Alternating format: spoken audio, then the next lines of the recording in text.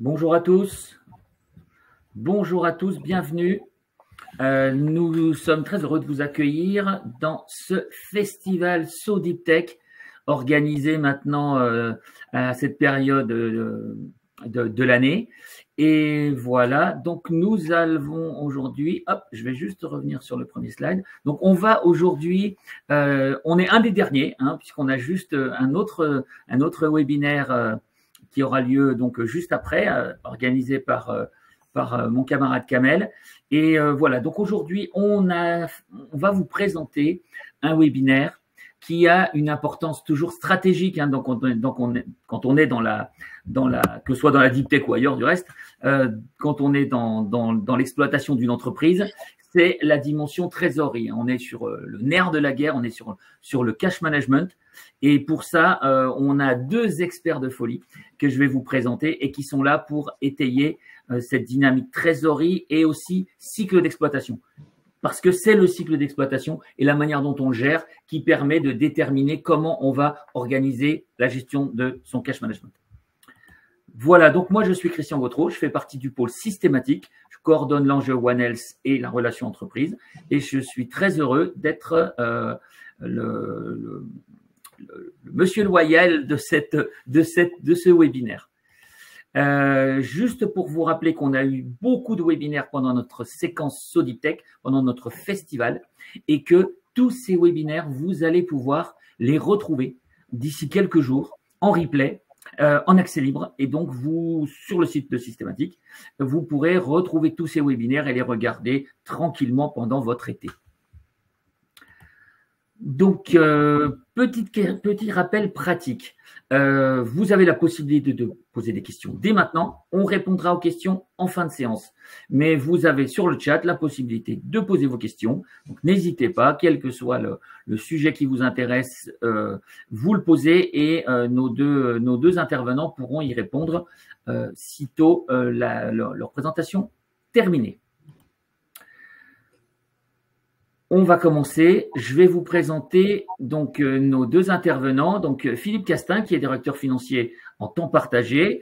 Philippe, lui, il a une longue expérience de la croissance d'entreprises et de la manière dont elles doivent organiser leur dimension financière et en particulier leur cash management. Et puis, donc merci Philippe en tout cas de t'être prêté au jeu pour ce webinaire. Et puis, on accueille aussi Benjamin Abold qui, lui, représente le factor du groupe BPCE. BPCE qui est un partenaire du pôle et qu'on salue, avec qui on a l'habitude de travailler et d'échanger. Et donc, Benjamin, lui, il va nous donner toute la science de l'optimisation de son cash management avec un factor. Et comment est-ce qu'on l'aborde, comment est-ce qu'on gère et qu'on optimise ces relations. Voilà, donc merci en tout cas à tous les deux d'avoir participé à cette préparation et à ce webinaire. Et puis, eh bien, je laisse la parole à Philippe.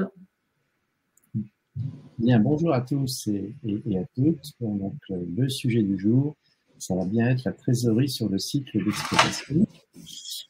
Alors, donc moi je vais intervenir vraiment là comme praticien, pour vous donner un retour d'expérience par rapport à mes expériences, justement à ce que j'ai fait, ce que j'ai pu avoir comme difficulté, ce que j'ai pu monter. Donc voilà, ça va être certainement pas théorique, c'est plutôt des tips et des indications sur ce qui est possible de faire et peut-être quelques idées. J'espère que je vais vous donner quelques idées supplémentaires auxquelles vous n'auriez pas forcément pensé pour financer ce fameux cycle d'exploitation. Donc,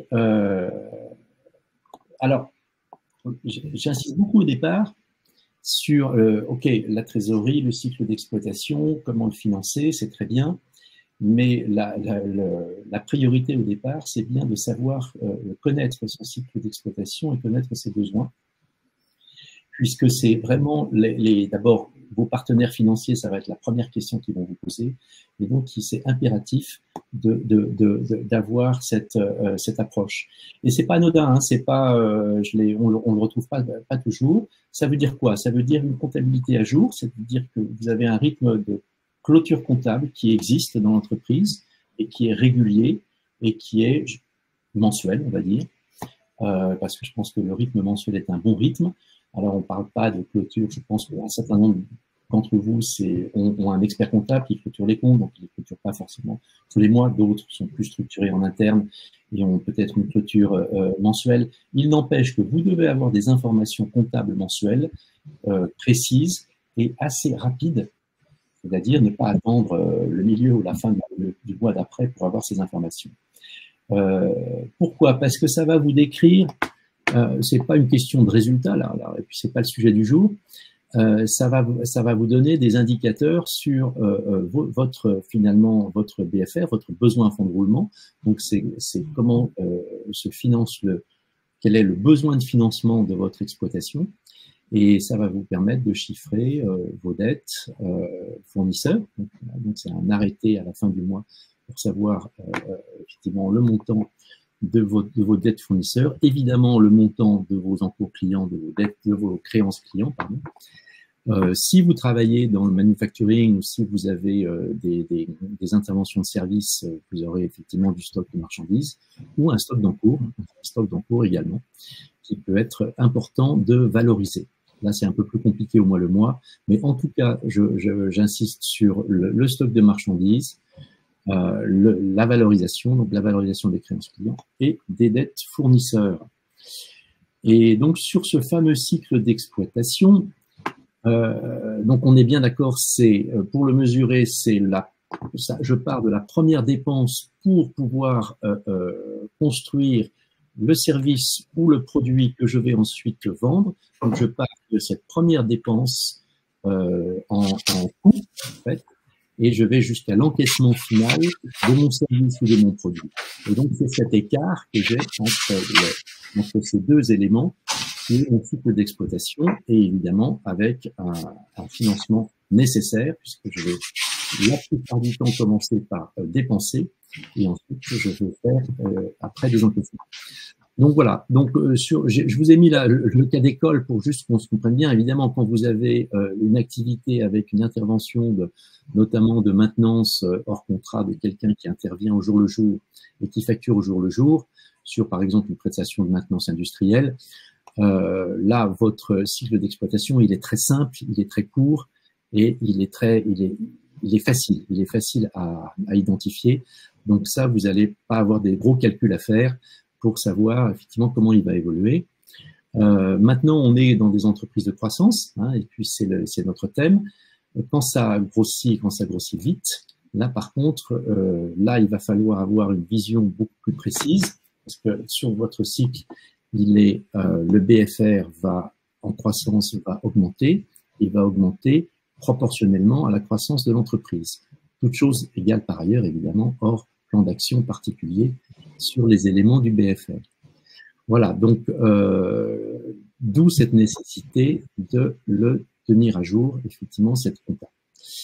Vous avez aussi à détecter si vous avez une activité saisonnière, si vous avez des trous d'air, si vous avez des moments de forte croissance dans l'année.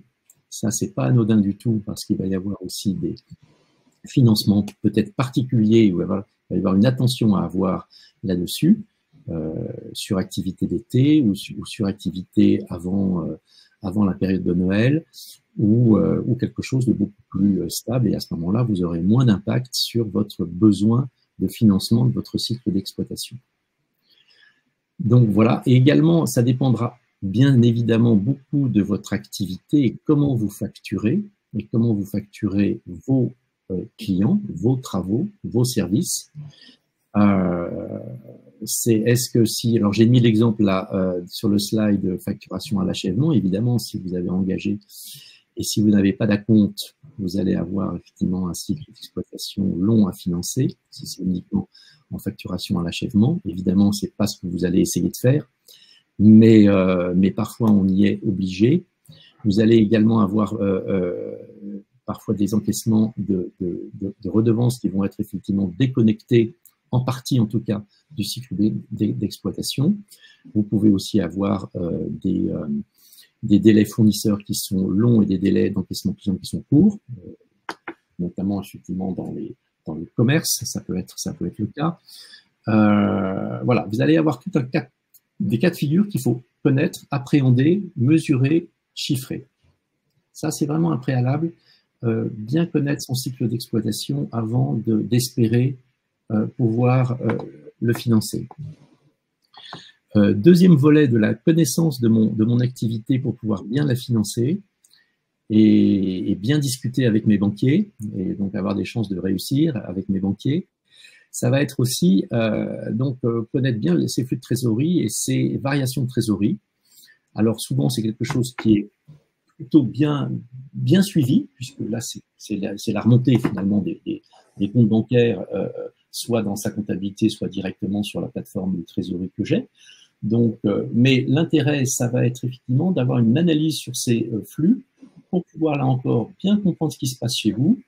Les flux d'encaissement, les flux de décaissement, évidemment, bien les séparer, bien voir qu'est-ce qui est du vrai encaissement ou qu'est-ce qui est du remboursement, etc. Et puis également tout ce qui est, et là c'est le sujet du jour, hors exploitation et exploitation. Et également, une fois qu'on a ça, et on va vous le demander, évidemment, d'avoir une vision prévisionnelle de tout ça.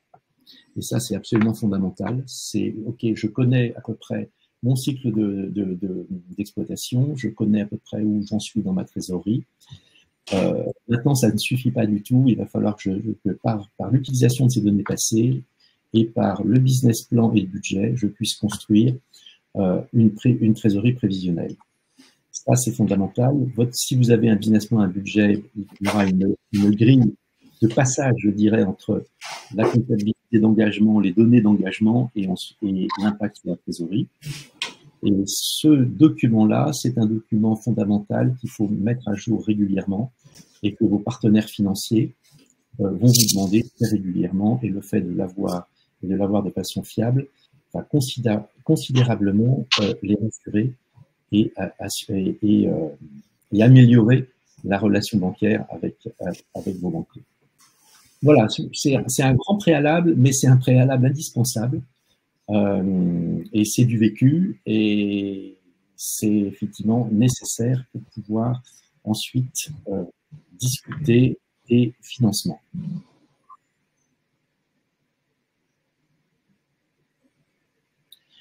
Alors, je vais vous donner quelques tips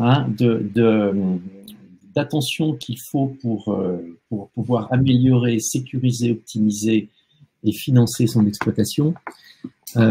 Sur vos clients privés, alors je vais faire un petit préalable et on y pense, c'est pas toujours bien pensé ou bien effectué dans les entreprises, que je connais en tout cas, et on l'oublie souvent, c'est tout le travail de communication financière avec ses fournisseurs. Parce que les fournisseurs, si je les paye comptant ou si je les paye à 30 jours ou à 45 jours, c'est pas du tout la même histoire. Voir si je suis obligé de faire des gros acomptes, et c'est parfois nécessaire, au niveau des commandes, notamment des commandes de matériel. Pouvoir avoir un crédit auprès de ces fournisseurs est vraiment quelque chose qui va financer votre cycle d'exploitation. Ça va vous permettre de baisser le niveau des acomptes, ça va vous permettre de décaler au lieu de payer au comptant, ça va vous permettre de rentrer dans des paiements beaucoup plus lointains, 30 jours, etc. Alors, comment on fait tout ça? Alors, parce que ça, bien sûr, on le demande à ses fournisseurs, mais on n'a pas toujours la chance d'être écouté. Là, je parle de communication financière auprès des agences de crédit. Et c'est une communication à ne pas négliger. Et c'est envoyer les éléments financiers tous les ans assez rapidement, le plus rapidement possible.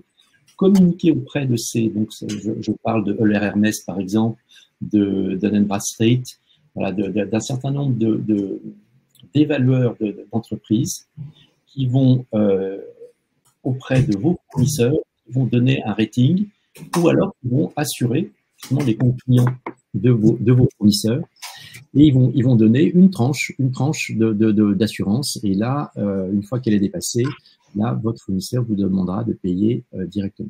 Donc voilà, donc ça c'est tout le côté fournisseur.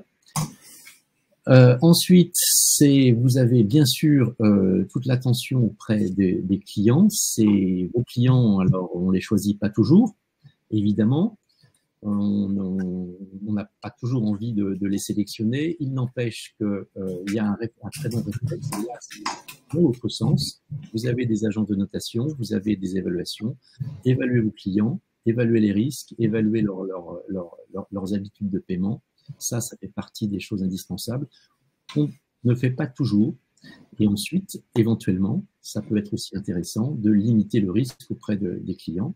Si vous voyez qu'il y a effectivement des risques importants, vous pouvez sécuriser. Et dans les logiciels de facturation, maintenant, il y a effectivement quasiment toujours des plafonds possibles et on met un petit plafond, ce qui permet d'être beaucoup plus tranquille et au moins d'avoir une alerte, si ce n'est un blocage, au moins d'avoir une alerte lorsqu'on dépasse.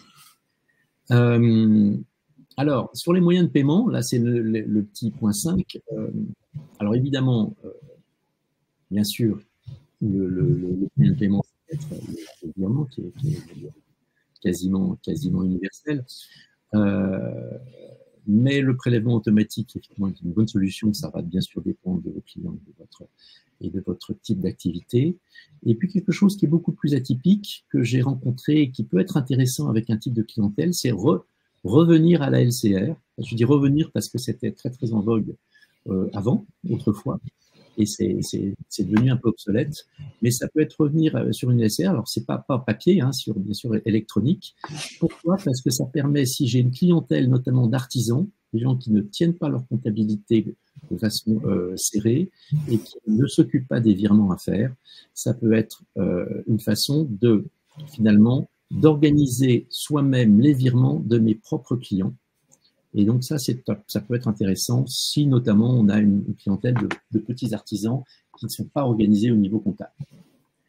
On va parler un petit peu des conditions générales de vente. Évidemment, on pourrait faire un séminaire là-dessus, mais je ne suis pas juriste, donc on ne va pas rentrer dans le détail. Simplement, moi, je fais relire les conditions générales de vente par un spécialiste, ça c'est sûr, un juriste, parce qu'il y a des pièges et ça me paraît nécessaire.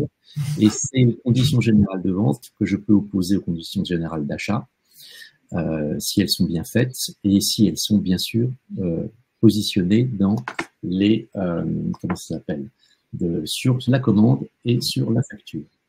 Je vais vite. Sur les clients publics, deux tips. Le premier, c'est évidemment dans les appels d'offres, au maximum demander les acomptes pour financer son cycle d'exploitation.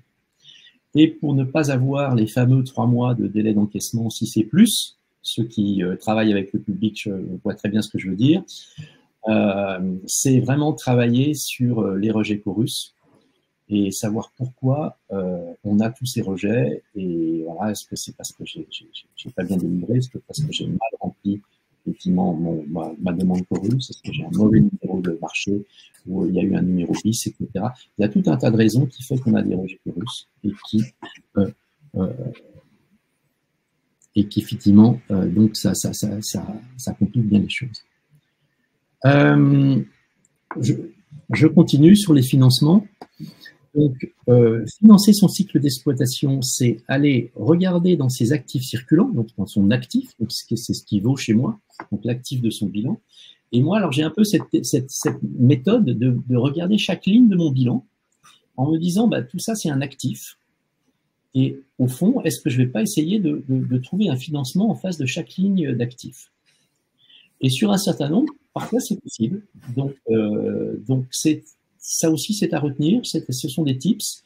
Alors, les stocks physiques, j'en parle, mais je dirais que c'est pas très courant. Mais ça peut être une solution quand on est vraiment acculé, je pense, parce que c'est un peu cher et les intervenants sont il y a forcément effectivement une grosse décote.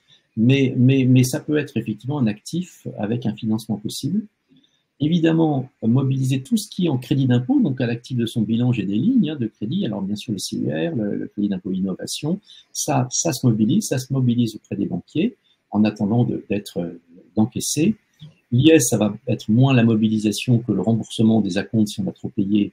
Ne pas hésiter à demander et surtout ne pas oublier. Donc, tout ce qui est finalement, vous regardez votre bilan, vous regardez vos crédits et vous regardez s'il y a un financement. Bien sûr, le crédit de TVA, votre expert comptable parfois rechigne un petit peu à demander les crédits parce que c'est une opération de plus. Mais tous les mois, si vous êtes en crédit de TVA, vous demandez et il faut que ça tombe. Il ne faut pas attendre tous les 3 mois. Et puis un petit truc aussi, mais qui mange pas de pain, mais qui est toujours utile. Au lieu de faire des avances au personnel, il y a des banquiers qui font des cartes de crédit pour le personnel qui sont très bien, et qui ont du débit différé. Donc ça permet aussi d'avoir un petit peu de crédit. Également sur les autres postes d'actifs hors circulant, vous pouvez regarder bien sûr le leaseback, je vais vite parce que c'est pas le sujet du jour, leaseback immobilier notamment, ça se fait très bien. Et votre flotte, si vous avez votre flotte qui est immobilisée, qui est achetée en propre, ce qui est rare maintenant, mais ça peut encore arriver, les loueurs spécialisés vous feront le plaisir de racheter effectivement votre flotte et après de la louer. Donc ça vous permet de faire du financement. Si vous avez des filiales, ne laissez pas du cash dans les filiales, remontez les dividendes et remontez-les par compte courant. Ça aussi, c'est de l'actif et ça doit être fait. Vous pouvez également banquier, on n'y pense pas toujours, sur votre commande client, sur un gros client ou sur un marché public, vous pouvez également financer vous pouvez finalement vous faire financer et vous aider à financer ce cycle d'exploitation. On me demande Chorus. Oui, pardon, Chorus, c'est la plateforme sur lesquelles, quand on travaille avec l'État et qu'on envoie des factures aux agents de l'État, on passe pas par un PDF, on passe par une plateforme électronique de l'État qui s'appelle Chorus. Et donc, on dépose dans cette plateforme sécurisée les factures avec toute une nomenclature qui est nécessaire pour pouvoir être enregistrée. Donc, c'est ce qui, l'année prochaine, dans 2 ans plus tôt d'ailleurs, c'est ce qui se passera dans le privé. On aura aussi nos plateformes où on déposera nos factures, mais ça, c'est un autre sujet. On fera d'autres webinaires là-dessus. Et évidemment, j'en ai pas parlé parce que c'est Benjamin qui va en parler. Pour financer son cycle d'exploitation, moi, c'est ce que j'ai souvent fait et souvent préconisé et mis en place. C'est bien sûr mobiliser ses créances clients lorsque c'est possible, mais ça, il va en parler mieux que moi. Voilà, donc je vais passer la parole donc à Benjamin. Parfait, merci Philippe. Bonjour à toutes et à tous. Donc nous allons aujourd'hui parler dans cette séquence d'un sujet qui est très important pour les entreprises de croissance et les entreprises de la tech. On parle de la trésorerie et je vais surtout moi insister sur le moyen de financer son poste client lorsqu'on est une entreprise de croissance. Donc en fait, pour commencer la séquence, ce que je tenais aussi à vous préciser, c'est que ce type de financement s'adresse aux entreprises qui facturent en B2B. Donc je suis désolé pour les présents qui font du B2C, mais en fait, les solutions d'affacturage et de mobilisation du poste créance s'adressent vraiment aux entreprises de croissance qui facturent en B2B, que l'on soit sur des acheteurs privés ou publics. Dans les 2 cas, ça fonctionne. Et donc, notre métier, c'est vraiment ça, c'est sécuriser et financer cet actif post-client. Je vais maintenant tout de suite rentrer dans le détail avec, je dirais, les solutions qu'on propose. Il y a 2 types de solutions en fonction de la segmentation d'entreprise en termes de taille de chiffre d'affaires. Donc, pour les entreprises de la tech qui font plus de 8 millions d'euros, on a des solutions d'affacturage ultra light où on parle plutôt de cession de balance et on le fait de manière confidentielle, c'est-à-dire qu'on va brancher en fait un câble informatique pour permettre de céder l'actif post-client de manière globale via une session informatique. Et on fait ça le plus souvent en confidentiel. Donc, les acheteurs, les clients de la start-up ou de l'entreprise ne sont pas informés de l'existence de cette solution de mobilisation. Et l'intérêt de faire ce type d'approche sous forme de rachat de balance, c'est qu'on peut aussi aller chercher des leviers déconsolidation. Donc, j'y reviendrai tout à l'heure. Ça permet en fait d'utiliser une cession d'actifs sous forme de cession de son poste client sans recours, avec un apport de trésorerie qui va permettre de réduire l'endettement net et d'optimiser le calcul du ratio de levier. Et donc, il y a une vraie valeur ajoutée lorsqu'on finance son poste client via une solution d'affacturage sans recours, d'utiliser ce type de service parce que ça a un impact derrière sur l'endettement net de l'entreprise via cette solution. Alors, on n'a pas que des solutions pour les entreprises de plus de 8 millions, heureusement. On démarre à la création d'entreprises, donc qui est la force des banques populaires et de la BPVF. Et donc, dès 0 € de chiffre d'affaires, on peut accompagner une start-up, une entreprise de la tech avec une solution de mobilisation de son poste client. Sauf qu'au lieu d'être en rachat de balance et en confidentiel, on va acheter des factures en ligne à ligne de manière notifiée. On va assurer ces factures, on va les gérer et bien sûr, on va les financer. Et tout ça permet de sécuriser son développement et surtout d'amener beaucoup de trésorerie à l'entreprise dans cette phase de croissance et de développement qui est très importante. Donc maintenant, si je m'amuse à prendre le bilan d'une entreprise de la tech, donc là, c'est un de mes clients, et donc l'idée, c'est de dire, voilà, quand vous êtes une entreprise en B2B, il y a dans votre bilan, à l'actif, un poste qui est très important, qui est le poste client. Donc dans l'exemple que je prends, qui est à l'écran, le poste client de l'entreprise, il fait un peu plus de 10 millions d'euros. L'année précédente, il faisait 8,8 millions d'euros, donc on voit qu'il est en forte croissance quand même. Et mon métier, ça va être d'utiliser cette réserve de cash dans le poste client pour apporter de la trésorerie. Et donc, je peux apporter potentiellement jusqu'à 10 millions de trésorerie en rendant ce poste client immédiatement liquide via un apport de cash. Et donc, on va utiliser cet apport de cash, cette trésorerie, pour, par exemple, financer des stocks, financer des matières premières. Et donc, c'est pour ça que je vous ai mis en valeur la ligne supérieure. Donc, on a dans l'entreprise concernée un stock et des matières premières qui sont passés de 11,6 millions à 19 millions. On va utiliser le poste client, donc la ligne en dessous, pour venir financer des matières premières et de la croissance de stock. Et donc ça, quelque part, c'est un très bon réflexe qu'il faut avoir à l'esprit quand on est une entreprise de croissance, de se dire, dans notre poste client, on a une grosse réserve de cash, et cette réserve de cash, on peut l'utiliser potentiellement pour aller financer des matières premières, financer des stocks. Et ensuite, on peut aussi utiliser ce poste client pour aller jouer sur le poste fournisseur. On a vu tout à l'heure avec Philippe que le poste fournisseur est très important dans certaines entreprises. Il y a des enjeux trésorerie, des enjeux cash qui sont très forts. Et donc, notre métier, c'est également de permettre à une entreprise de croissance d'utiliser son poste client pour aller soit financer son poste fournisseur et faire du sourcing. Je pense notamment à tout ce qui concerne le sourcing en Asie. Si vous voulez aller acheter en Asie, vous n'aurez pas de délai de règlement avec les Chinois ou les Taïwanais. Il faudra payer comptant départ marchandises. Et pour ça, il faut de la trésorerie, il faut du cash. C'est le nerf de la guerre. Et donc, nous, Factor, on va vous permettre de mobiliser le poste client pour aller vous sourcer en Asie, par exemple, et payer les fournisseurs comptants. On va aussi permettre, dans un certain nombre de cas, de payer le poste fournisseur plus rapidement, voire de le payer au comptant, moyennant escompte pour paiement anticipé, en ayant un levier, un gap, en fait, à aller chercher en termes de marge opérationnelle. Et donc, pour synthétiser tout ça, lorsqu'on prend votre bilan, l'idée, c'est de dire, j'ai un poste client. Donc, sur une TPE, ça peut être un petit poste client de 400-500 000 euros. Sur une PME plus importante, ça peut être plusieurs millions d'euros. Comment je peux utiliser ce cash additionnel qui est logé dans mon poste client en utilisant une solution d'affacturage qui va me permettre d'avoir cette trésorerie à disposition immédiatement. Donc, c'est ça le principe de nos solutions. Et le gros point fort de nos solutions, c'est que ces financements, les contrats qu'on propose aux entreprises de la tech et aux entreprises de croissance sont sans plafond de financement. Et ça, c'est très important parce que c'est rare dans la finance. Il y a peu de partenaires financiers qui font des contrats de financement sans plafond. Ben nous, lorsqu'on mobilise les postes clients, on a des contrats de financement qui sont sans aucun plafond de financement. Donc, le niveau de cash apporté égale le niveau du poste client. Et ça, c'est une vraie valeur ajoutée de nos solutions. Maintenant, si on regarde en termes de levier ce qu'on peut faire avec son poste client quand on est une entreprise de la tech, une entreprise de croissance, bien sûr, l'effet majeur numéro 1, c'est de financer la croissance. Il n'y a pas meilleure solution de financement que la mobilisation du poste client lorsqu'on fait du B2B pour aller financer sa croissance.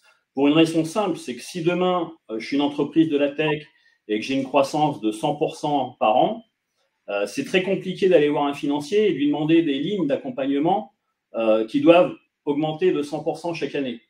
Le Factor sait faire ça. Et donc, notre ADN, c'est de financer les startups et de financer les entreprises de la tech.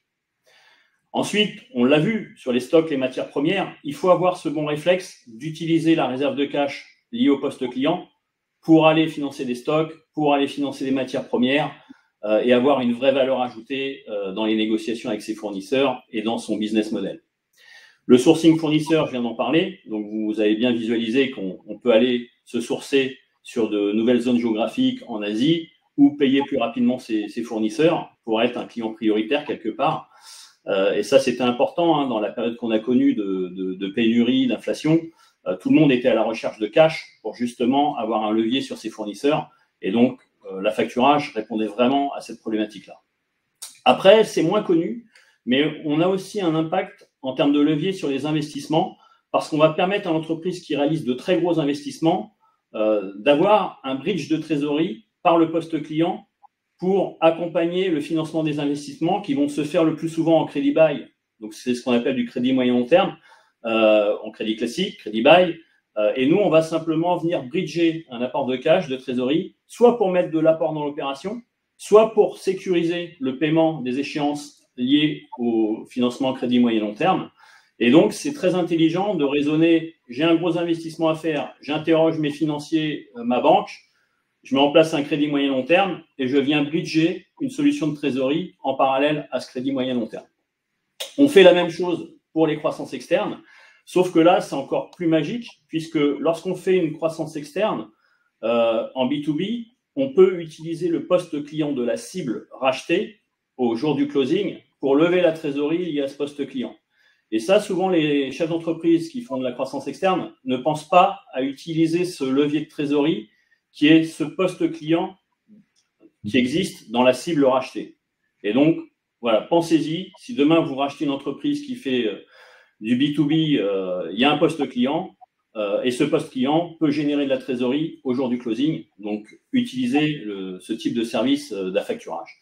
Et enfin, le dernier levier, je vous en ai parlé tout à l'heure rapidement dans l'introduction, c'est ce qu'on appelle la déconsolidation.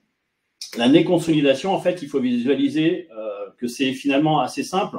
On prend le contrat d'affacturage, donc de financement, d'apport de cash, et ce contrat, en fait, qui permet de lever beaucoup de trésorerie, n'est pas considéré par le commissaire aux comptes comme une dette. Et en fait, on permet, en utilisant un contrat de financement factor, de réduire l'endettement net du montant, en fait, de l'apport de trésorerie lié au poste client. Et ça, c'est ce qu'on appelle le principe de l'affacturage sans recours à vocation déconsolidante, donc plutôt réservé aux entreprises à partir de 8-10 millions d'euros de chiffre d'affaires et plutôt réservé aux entreprises qui sont sous normes comptables françaises. Voilà, j'en ai terminé, je vous ai mis un petit détail de ce qu'est la déconsolidation, mais je pense qu'on aura plutôt des questions auxquelles j'essaie de répondre.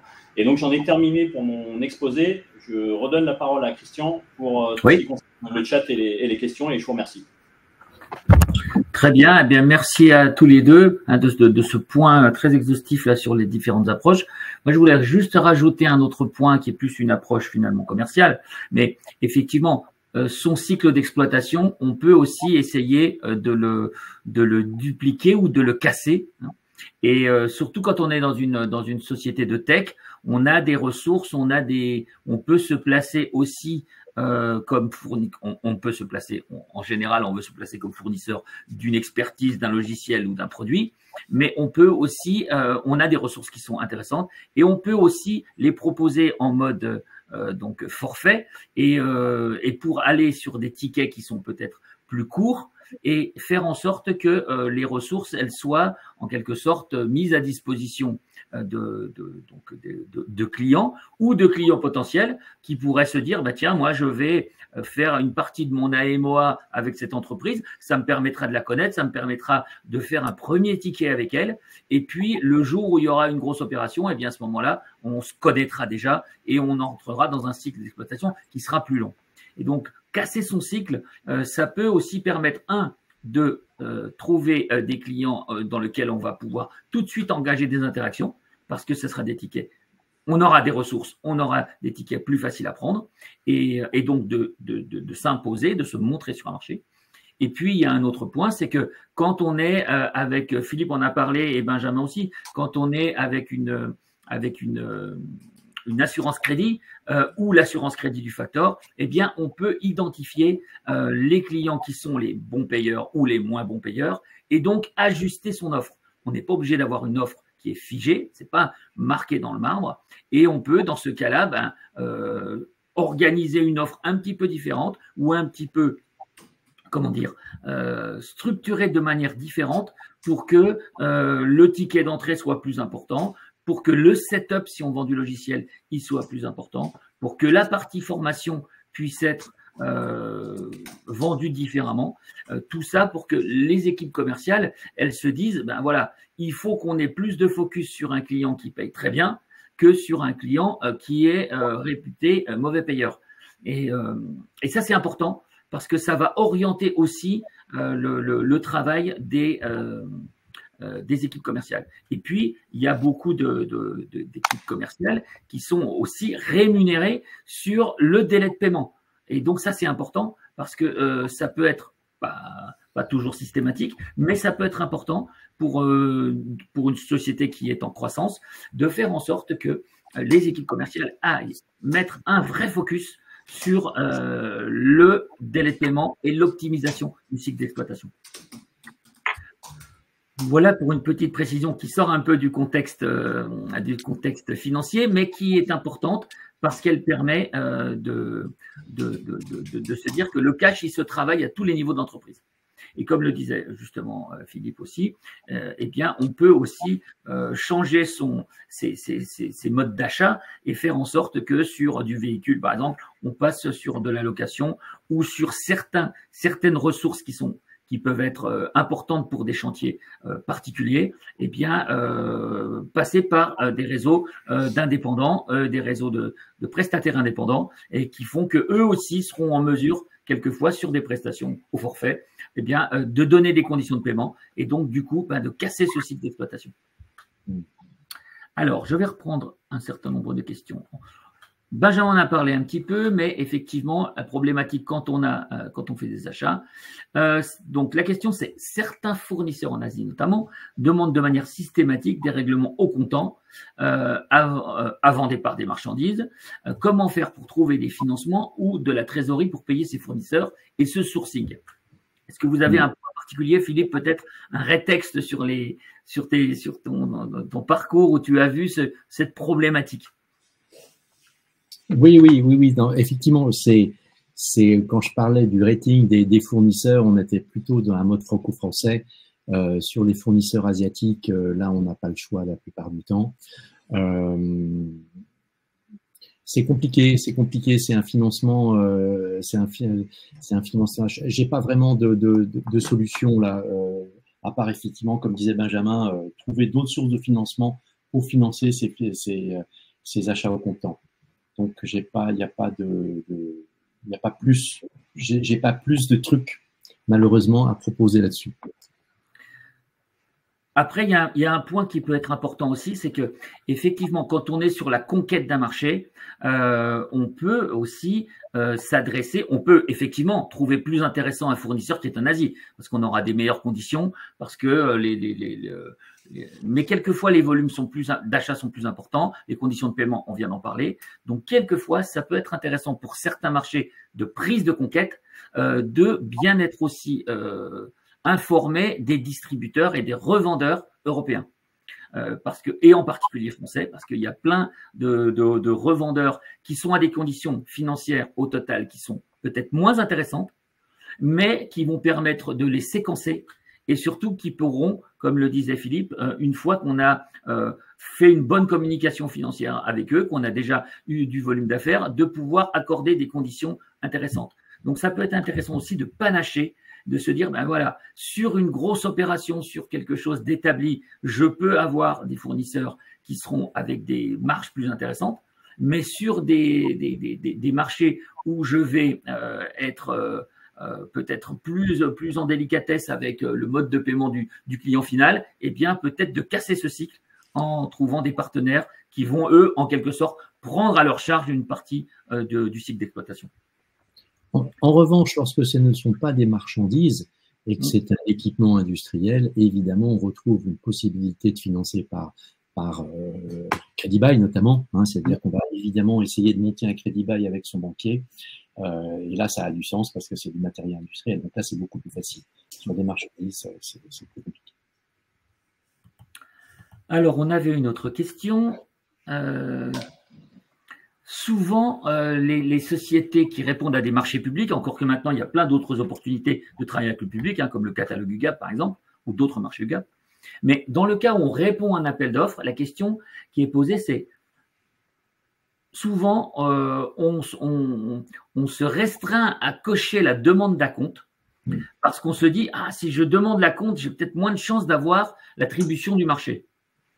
Est-ce que toi, Philippe, tu as déjà eu des retours là-dessus? Est-ce que qu'est-ce que tu recommanderais?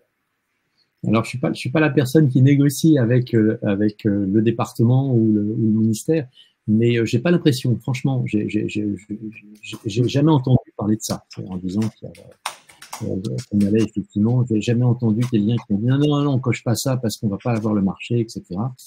Dans les équipes que avec lesquelles j'ai été en interaction sur des marchés publics, j'ai pas eu ce retour. Voilà. Pas eu ce retour. Et moi, je l'ai jamais vu non plus. Et pourtant, il y a beaucoup de jeunes entreprises qui hésitent à cocher cette case parce qu'elles voient ça comme peut-être un argument, pas un bon argument pour elles, quoi. Alors, si je peux compléter, Benjamin. Donc moi, je conseillerais de ne pas cocher la demande d'acompte pour une entreprise qui facture en B2B, donc du public, pour une raison simple, c'est que les factures d'acompte et les clients qui payent des acomptes sont exclus du programme à facturage. Et donc, si on a des factures sans acompte, on peut mobiliser ces factures auprès du factor. À partir du moment où on prend des acomptes, ça sort du scope factor. Donc, c'est un point important. D'autant qu'en affacturage, on ne se contente pas de financer, on assure également les encours.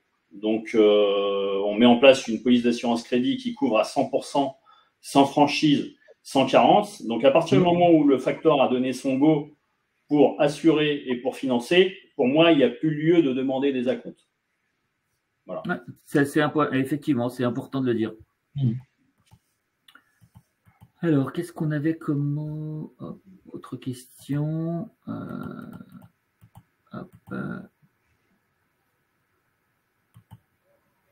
Alors oui, une question concernant justement, en fait, entre le factor et la relation traditionnelle de la banque.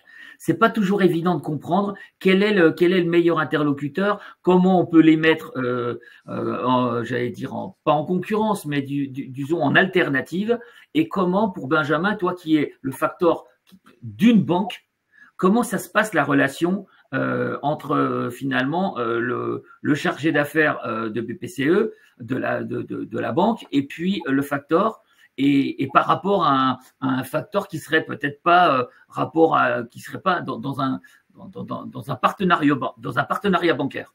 Comment ça se passe en fait cette interaction? Par rapport à la question, c'est très important de dire que les deux sont complémentaires et apportent beaucoup aux entreprises de croissance. Et donc, si on prend le cas de Banque Populaire Val-de-France et de BPCE Factor, je dirais que la Banque Populaire Val-de-France va amener tout un tas de solutions pour financer les entreprises de croissance qui sont très, très larges et très complètes. Nous, on va se contenter de financer le poste client. C'est vraiment notre ADN, notre spécialité. Donc, on va le financer, on va l'assurer.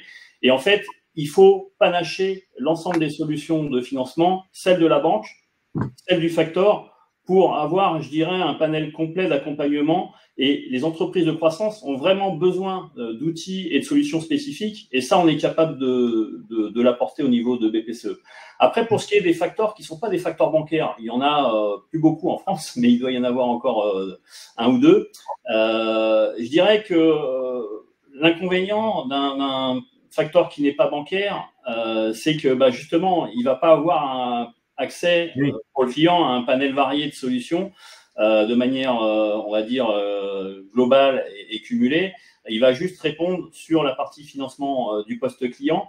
En plus de ça, en termes de partage d'informations, il n'y aura pas tout le niveau d'information que la banque, éventuellement le fonds d'investissement de la banque, peuvent avoir pour consolider la mise en place de la solution d'affacturage. Donc, je dirais que faut regarder, faut consulter, mais il y a un vrai intérêt pour les entreprises d'avoir accès à un facteur bancaire et aux solutions du banquier, en l'occurrence du groupe BPCE. Et puis du coup, en question complémentaire, est-ce que si dans nos auditeurs, on a des chefs d'entreprise ou des gens qui seraient intéressés à te contacter, est-ce que finalement, ils seraient obligés d'avoir un compte ou d'ouvrir un compte à BPCE? Alors, c'est pas obligatoire, c'est fortement conseillé pour les raisons que j'ai évoquées juste avant. Oui. En fait, on va apporter tout un panel de solutions et c'est vrai que le facteur ne répondant qu'à une problématique spécifique de mobilisation du poste client, s'il y a d'autres sujets liés à la croissance, aux investissements, aux croissances externes, aux hauts de bilan, etc., il vaut mieux raisonner global parce qu'il y a des interactions très fortes entre le facteur et le banquier. Et donc, moi, je conseillerais à un client qui frappe à la porte de BPCE Factor d'ouvrir un compte avec un de nos partenaires, donc la BP Val-de-France en l'occurrence aujourd'hui, pour avoir un panel de solutions complet et pouvoir, je dirais, financer cette croissance et tous les projets liés à cette croissance. Philippe, qu'est-ce que tu pourrais nous dire justement sur cette relation entre Factor, agence bancaire, chargé d'affaires? Quels tips tu pourrais nous donner ou donner à notre auditoire pour optimiser cette approche? Oui, je crois que ce qui fait un peu la différence, à mon avis, c'est pas le coût de la facturage, c'est justement la bonne organisation des flux financiers entre la société et la banque, et la qualité de la plateforme web qu'on va utiliser pour faciliter le travail des équipes.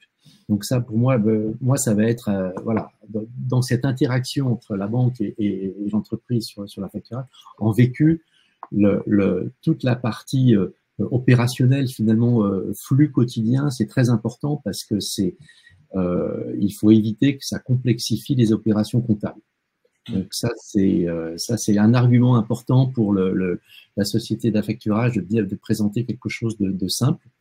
Et sinon, de toute façon, oui, après on travaille avec le banquier et la facture. Bien sûr que le banquier sera la facturage. Et d'ailleurs, c'est souvent, ils vont souvent, quand on a déjà un partenaire banquier, il va souvent proposer, ça va être lui qui va proposer dans une société de croissance, il va recourir. On va d'abord parler ligne de crédit, découvert, etc. Et comme disait Benjamin, il va très rapidement parler d'affacturage parce que c'est une solution qui est très adaptée. C'est sûr. Très bien. Alors, on a Chantal qui nous fait une petite précision. Elle nous dit, vous l'avez peut-être vu dans le chat, en 20 ans d'exercice professionnel, j'ai toujours demandé un acompte et je l'ai toujours obtenu. Je crois que ça, pour le coup, c'est une vraie leçon de choses de ne pas hésiter à solliciter de l'acompte pour que, justement, on casse ce cycle d'exploitation et que on puisse être d'autant plus performant. Voilà, et bien écoutez, on arrive au terme de ces questions. On va refaire un petit tour de table avant de quitter la scène. Benjamin, on en avait parlé, tu sais, pendant la préparation. Il y a des équipes opérationnelles qui sont BPCE, qui ont l'habitude de discuter avec les chefs d'entreprise, qui sont pas toujours, ou les équipes comptables, qui sont pas toujours très affûtées sur la manière dont elles doivent optimiser un petit peu leur organisation financière. Philippe en a parlé. Qu'est-ce que tu donnerais, toi, comme conseil pour des gens qui sont au facteur ou qui vont y aller pour bien optimiser ce point sur la gestion au quotidien et sur les petits, les petits soucis qui pourraient être évités avec un peu plus de compréhension du métier de facteur? Alors moi, j'ai deux angles principaux. Le premier, c'est bien sûr la trésorerie, parce que c'est au cœur du fonctionnement d'une entreprise de croissance. Il faut être vigilant sur tous les sujets liés à la trésorerie. Et le deuxième angle concerne le credit management. Lorsqu'on est une entreprise de croissance en B2B, on ne peut pas se permettre de facturer des clients sans avoir un minimum de surveillance et de contrôle des risques. C'est-à-dire qu'on ne peut pas laisser partir de la marchandise ou faire des prestations de services sans avoir à l'octroi, je dirais, une politique de credit management qui permet à la fois d'assurer les encours de crédit que l'on accorde aux clients et surtout de surveiller le risque et le fait que les factures rentrent bien au délai de règlement prévu. Et ça, c'est ce qu'on appelle vraiment le credit management. Et souvent, les petites entreprises de croissance oublient, c'est la course au chiffre d'affaires, on facture, et puis derrière, on ne s'intéresse pas trop au recouvrement des créances, des factures, et on a beaucoup de trésorerie dehors. Et ces deux critères, credit management plus trésorerie, pour moi, ils sont très, très importants. Et il faut qu'une entreprise de croissance soit particulièrement vigilante pour mettre en place les bonnes solutions de suivi, de gestion et surtout de financement pour pouvoir continuer de progresser sans avoir de problématiques de crise de croissance liées à la trésorerie. Voilà, en synthèse. Oui, c'est important ce que tu dis, c'est qu'il faut une vraie hygiène sur ce qu'on vend, à qui on le vend et s'assurer que ça rentre et mettre le dispositif avec les équipes pour que j'allais dire pas le client soit harcelé, mais en tout cas qu'il soit bien dans les échéances et qu'il soit bien relancé. Et on sait que plus on relance en anticipation et plus on a de chances d'être payé à l'heure. Donc ça, j'allais dire, c'est vieux comme le monde. Ça. Philippe, ton dernier conseil ou tes derniers conseils avisés pour notre auditoire? Oui. Alors, j'ai effectivement peut-être un conseil pour moi, ce qui est important en conclusion, c'est vraiment en période de croissance où on peut avoir des très mauvaises surprises de trésorerie et faites un prévisionnel de trésorerie. J'en ai parlé tout à l'heure. Ça sera vraiment ma conclusion, c'est-à-dire connaissez ce qui va se passer dans votre trésorerie. Vous allez pouvoir discuter avec votre banquier, vous allez pouvoir faire votre communication financière, vous allez pouvoir rassurer vos partenaires, vous allez pouvoir beaucoup mieux travailler si vous prenez le temps et la peine d'avoir un prévisionnel de trésorerie qui est fiable. Parce que bon sang, il peut y avoir vraiment des trous d'air et imprévus en période de forte croissance. Ça, c'est du vécu. Et est-ce que tu dirais, Philippe, que c'est judicieux de s'équiper d'un outil de gestion? Souvent, il y a des outils comptables qui ne sont pas toujours optimales sur la gestion justement de la trésorerie. Est-ce que tu penses ou est-ce que tu as quelques noms à nous citer pour d'outils qui seraient, j'allais dire, à la fois pertinents, à la fois didactiques et faciles à utiliser pour les dirigeants? Oui. Alors ce que je veux dire, c'est que alors on pourrait presque faire une autre conférence là-dessus. Oui, on pourrait faire une conférence là-dessus. Juste en deux mots, c'est là-dessus et je suis très clair, c'est garbage in, garbage out, c'est-à-dire que le logiciel, jamais il saura vous faire une bonne trésorerie si vous connaissez pas bien vos flux d'informations trésor. Et ça, apprenez déjà à bien les pister et voir les décalages, voir les encaissements, voir les exceptionnels, parce que ceux-là aussi sont petits jeux. Et une fois qu'on maîtrise bien ça, et finalement, là, Excel est notre ami pour faire ce genre de choses, là, effectivement, on gagne en sécurisation, en fiabilité, à mettre en place un petit outil. Alors, Agicap est le plus connu, mais il est quand même sur des sociétés, à mon avis, assez importantes. Figuer est bien, et pour les plus petites sociétés, je le conseillerais aussi, mais ça dépend vraiment des besoins, et là, ça mérite de creuser un peu. Ça mérite de creuser. Et puis, Benjamin, c'est pareil. Est-ce que toi, tu penses, qu'est-ce que tu pourrais nous dire sur les outils ou peut-être les plateformes que vous fournissez ou que vous mettez à disposition des clients ou des sociétés qui vous rejoignent pour traiter leur affacturage? Alors, nous, l'intérêt, c'est qu'on a une plateforme sur le net pour gérer toutes nos opérations, depuis en fait les demandes d'encours de crédit client jusque bien sûr au suivi de trésorerie pour accompagner nos clients et avoir le bon niveau d'information.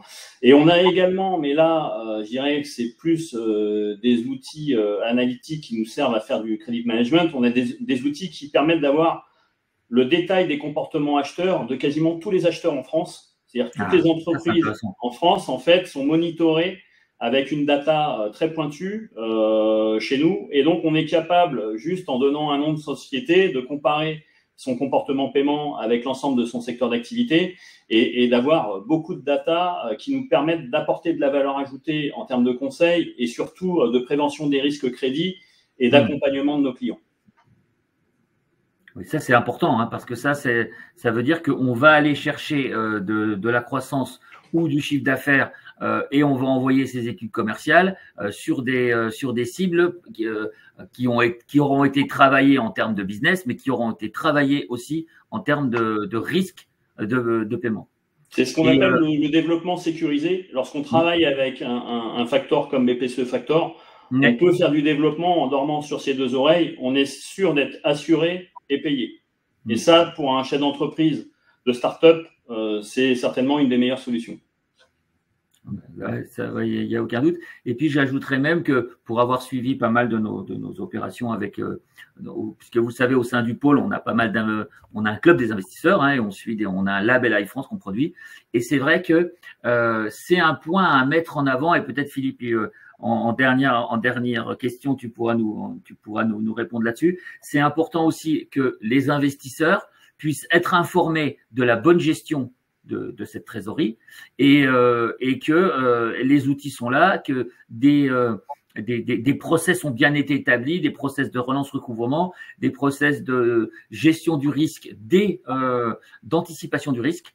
Et toi, Philippe, est-ce que tu vois, par exemple, dans les sociétés avec qui tu as travaillé, où tu as des investisseurs qui sont quand même intéressés, ou peut-être certains plus que d'autres, intéressés par bien connaître ces mécanismes, comme ils pourraient être intéressés sur d'autres sujets. Mais j'ai pas toujours eu l'impression, moi, en écoutant des investisseurs qui posaient des questions, que finalement, ces points clés,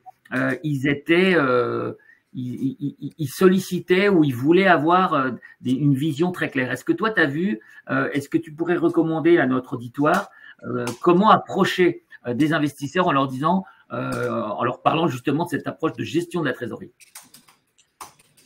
Ouais, non, c'est un plus, c'est un bonus, parce que l'investisseur, c'est pas là-dessus qu'il va se déterminer, mais c'est un vrai bonus, oui. De toute façon, si c'est pas très bien géré dans la société, très rapidement l'investisseur, s'il rentre, il va faire pression pour qu'il y ait un DAF qui vienne mettre un peu bon ordre à tout ça.